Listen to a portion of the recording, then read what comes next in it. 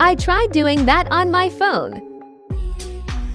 Oh my god, it's so hard. How do you guys manage to do this on your phone? In the end, I did it on my computer anyway.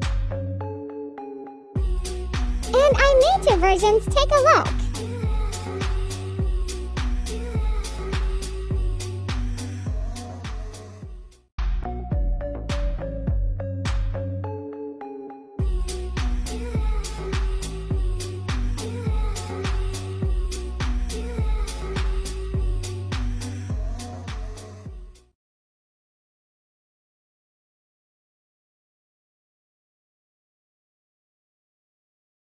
What do you guys like the most?